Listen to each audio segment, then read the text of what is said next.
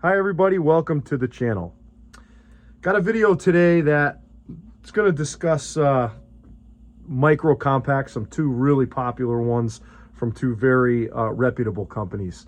They're very reliable and they're very popular firearms. You see them everywhere.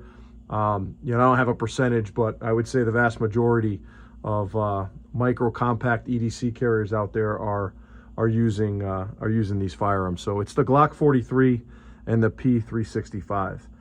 In this case, it's the P365X and the Glock 43, not the Glock 43X. So a little bit of different in terms of when they came out, but nonetheless virtually the same as the 43X and the standard P365. So yeah, just want to do a comparison video, just kind of give you guys my thoughts, go over the specs, and the research that I've done, and just kind of throw that out there. I know these are really popular. The firearm on the left here is a P365X. It has all upgraded parts. So the only thing that's really factory is the FCU. Everything else, FCU and everything else is aftermarket, but they're aftermarket parts that SIG works with. So SIG has partnered with some aftermarket companies given their modular design, and this is ZevTech and Icarus Precision. So I've got a pretty good video that I did about a year ago online right now on my channel. So if you want to go back and take a look, it was my P365X custom build. It's the Zev P365. So feel free to go there and check that out. So yeah, let's get into this. So again, the Glock 43 and the P365. So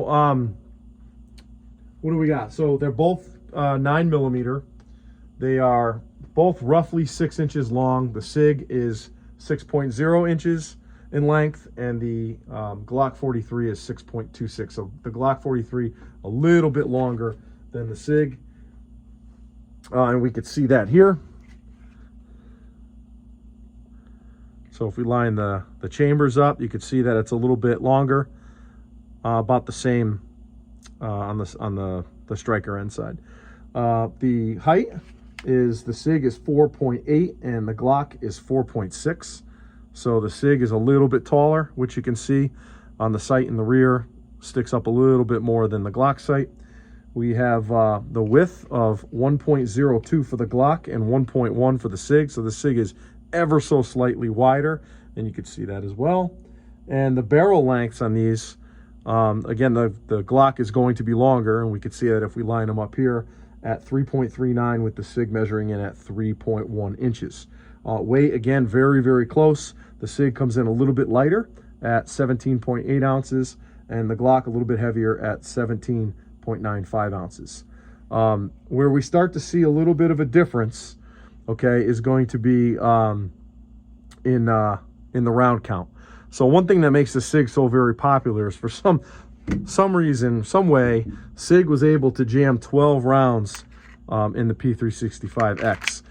So in a firearm that's virtually the same size, and these are both micro compacts, SIG was able to get 6 more rounds in this double stack magazine versus well, I guess you can, it's not, I guess to me that's more of a single stack design. But what I've read is that the fact that the SIG magazines are metal allowed them to stack more jaggedly the rounds in there, because the pressure put on the sidewalls of the magazine, the metal mags were able to withstand more. And I'm sure there's much more in there. I haven't looked at the patent or anything like that, but that is what I've read. The Glock being a plastic magazine, the strength of the wall material is less than that of steel. So 6 plus 1 for the Glock 43, 12 plus 1 for the SIG P365X or XL, because this frame on the P365 is the same as you would get on the XL, but the slide would be longer. In the X case, it has the standard P365 slide. So Price, again, they're going to be a little bit off, favoring the Glock. The Glock comes in at just under $530 retail MSRP, where the SIG is up around $620. The trigger pulls are virtually the same, coming in at 5.5 both. Those can vary depending on how well the moving parts are worn in, how many rounds you have on it, if you've done any upgrades internally. These are both stock, so nothing's been done there, and these measured in at around 5 pounds. The SIG has a standard SIG proprietary rail, where the Glock 43 does not have a rail up front at all. So an option of putting a weapon light on the Glock 43 is not there, whereas the SIG it would be, although it is limited given the proprietary rail.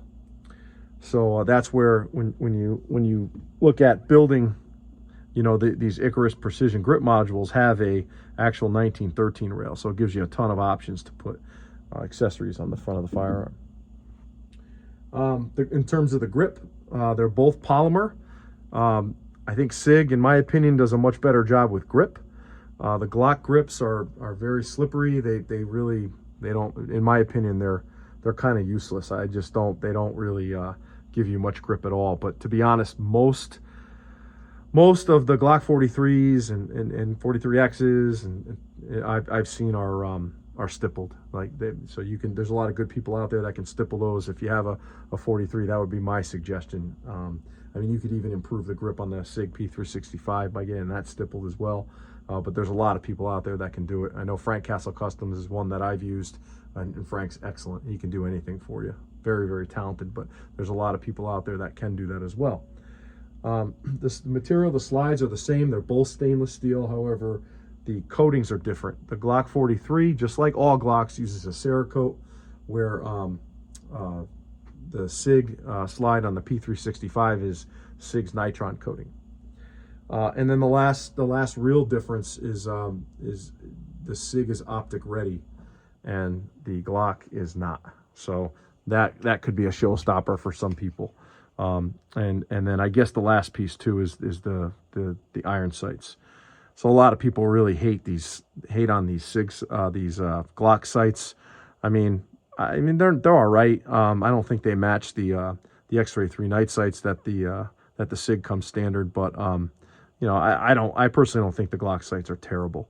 Are they better than the SIG sights? No, they're not, far from it. But most of the people I know, again, that have Glocks, they remove the standard sights and they upgrade those. So that's another expense that you'd have to encounter there. So, all right. So the other thing I wanted to look at was the internal safety mechanisms on these firearms. So they essentially do the same thing, but they're a little bit different. And the Glock goes a little bit beyond SIG with their trigger. But other than that, they're virtually the same in terms of their internal safeties. So I can't show stripping these down, even field stripping them on camera. So I'm going to go ahead and strip these down, and I'll be right back. These firearms field stripped down, almost. I still have the barrel and the recoil spring in there, but those can stay in for this discussion. We're good, and we're following all the rules, right? So anyway, the SIG P365, okay, you'll have your sear spring, but then you'll have your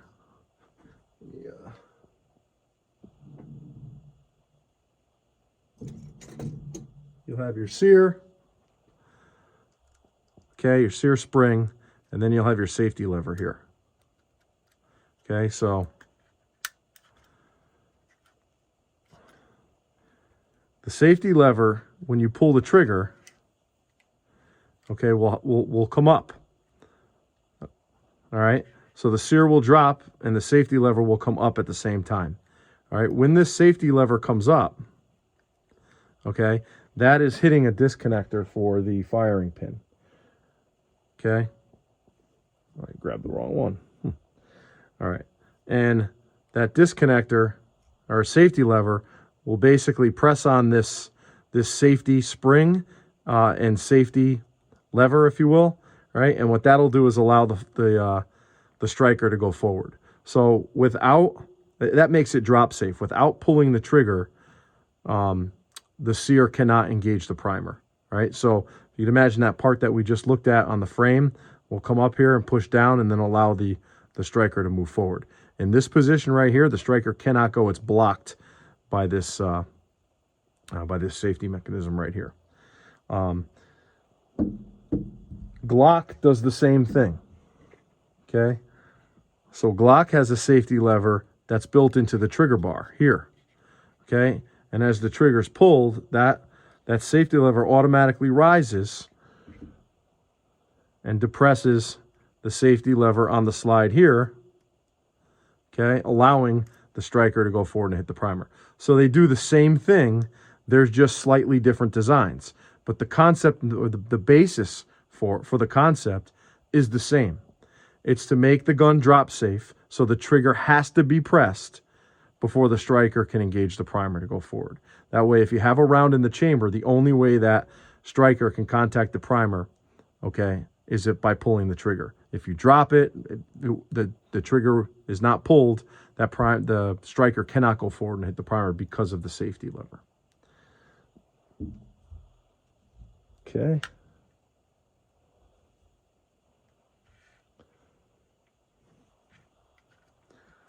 All right, so the next thing I'm going to talk about is the actual triggers themselves. So we all heard on the P320, we know that before the voluntary upgrade, that the P320s were having issues with drop safety. SIG has addressed that and completely redesigned the P320 to change that. They added a disconnector. They changed out the trigger to reduce the mass in that.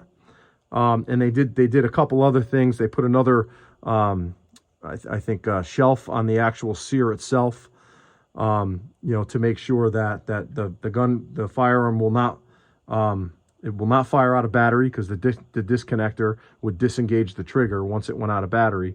And then if the first shelf, like you can see the first shelf here on the sear, were to lose the actual striker lip or striker foot, we'll call it, it would fall onto the next one, so it would have to get by 2. And the mass of the trigger is lighter on the P320s now, and it was believed that the mass of the trigger was too large, so as if the firearm fell just the right way, the mass of the trigger would actually cause it to depress, to press, right? So the mass of the SIG P365 triggers is very, very, it's very light. There's not a lot for it to move, and the travel and the actual weight of the pull prevents that trigger from moving in a drop condition.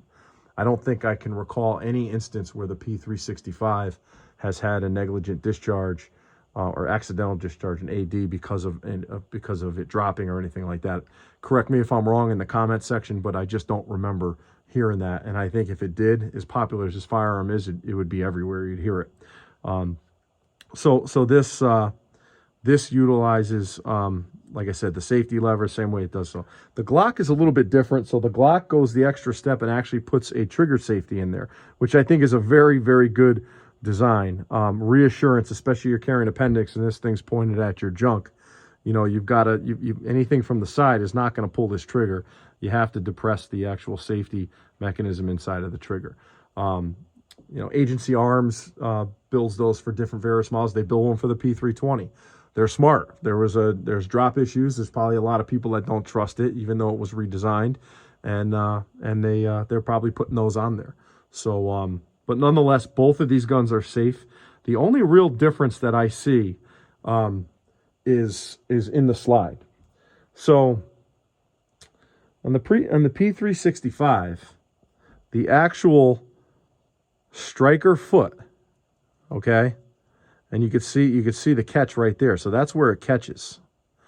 All right, so when this safety lever goes down, okay, it drops underneath the lip or the foot on the striker itself, allowing the striker to engage the primer, and the striker is spring loaded. All right, so the sear holds the striker here, and the safety lever holds it here. So SIG is relying on the foot of the striker to provide all the internal safety and prevent the striker from hitting the primer. So there's a video out there from I think it's the gentleman on ProTech. He's a software engineer, and he goes through this in really, really good detail. He tries to take that foot off the back of the striker in a vise with a chuck from his drill, and he could not get that to break. Couldn't get it to break. So yeah, it's not a likely scenario that this would ever break. And I could be mistaken, but I think it's that the firearm that he was using, that striker, had several thousand rounds on it. So it's I'm not going to say impossible, but it's highly unlikely that that's going to have a failure. But if it did, that's a single point of failure on the internal safeties of the 365. But that's not going to fail. So, and it hasn't yet. The firearms have been around a long time. SIG knows what they're doing. They have very, very smart engineers, much smarter than I am, or any of, I don't know who's watching this, but much more smarter than me. That's not going to fail, in my opinion. Glock, again, this does the same thing, okay? But they rely on the contact point at the front of the striker to prevent the striker from engaging the primer. All right, so the striker would have to fail. The sear would have to. The striker would have to jump the sear, or have the sear fail, and there would have to be a failure in front of the striker for the striker to actually contact the primer as part of the internal safety mechanisms. So all that would have to happen here is you'd have to have two failures for that to happen. Again, probably impossible for that to happen, but I'll never say definitely impossible. Could never happen, because anything could happen.